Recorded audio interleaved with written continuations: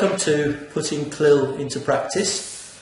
Today we're going to do a summary of supporting output, speaking in the CLIL classroom. So first of all, we're going to have a look at mechanical speaking, so very simply getting students repeating materials, and we all know that repetition is at the heart of learning new terminology, and there's a place for it, repeating in a fun way terms with definitions.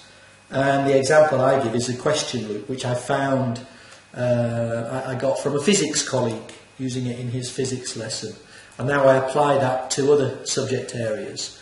With a template you can create your loops with any content input.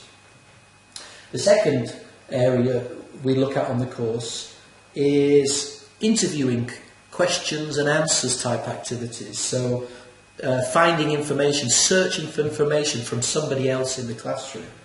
And the example we've got here shows the solar system and characteristics of different planets. And each student has a sheet with information with something missing.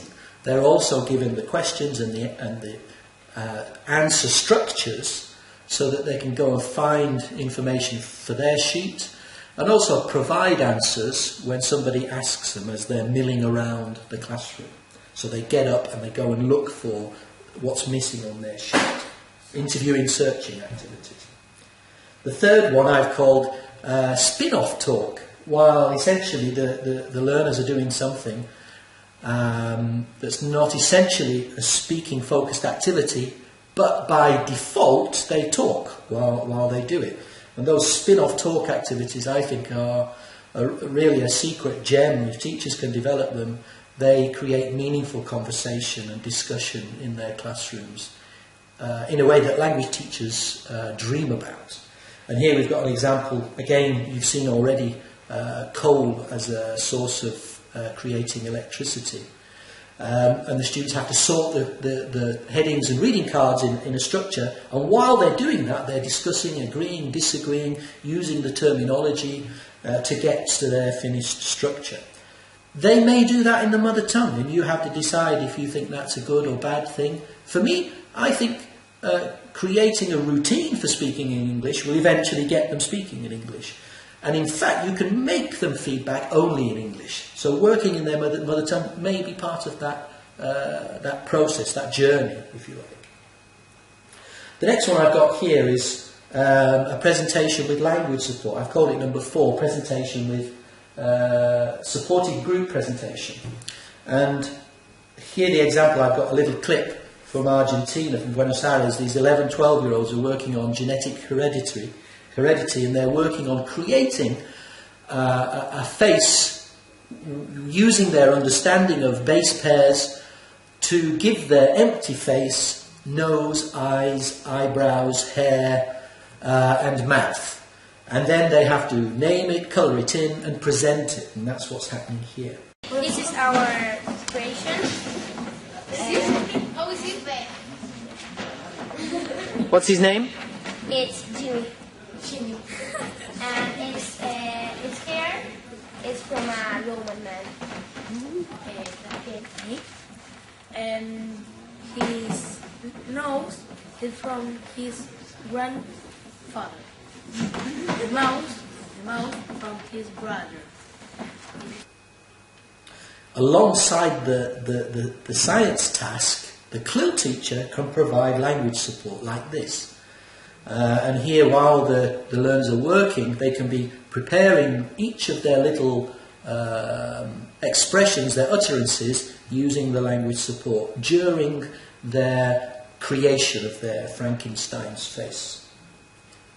The next one I've got here is again using what I've called a semi-script, so not the whole of the language, but parts of the language around a structure or an illustration of some kind. And here we've got some students in an engineering course learning about a filter press. And there are 2 stages to this.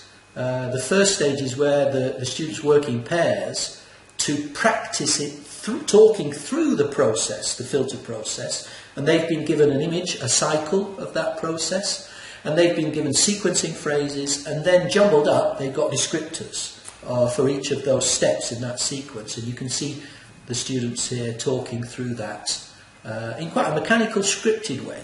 First of all, you place the filter medium between the plates of the filter apparatus. Yep. Then you have to close the plate, filter hydraulically with the press. And after that, you pump the suspensions. Yeah. No problem. Suspensions into the filtering chambers and further the filtrate through the filter medium. With their semi-script alongside the language. And this leads to, again, the teacher picking out one or two, he calls them victims, to talk through the whole process at the board as an expert would. And that's essentially what we want. We want to turn our students into experts in the subject area, and we provide this language to get them there, and this support to get them there. You've got to filter your suspension. That's the second step. Okay, so the filtering, the suspension, please fill in if it's wrong. This is the second step. Afterwards, when you have the filter cake, you want to wash it. Here. Okay. Wash it with water. Okay, the third step is the washing step. Please fill in. Afterwards, as the fourth step, you dry it. Yes. The filter cake, so it has no water.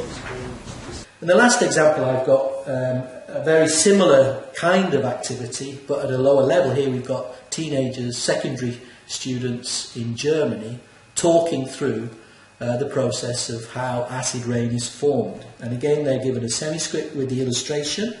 They listen, if you remember to the previous clip, they listen to the teacher giving a talk through the process, and they annotate with process verbs.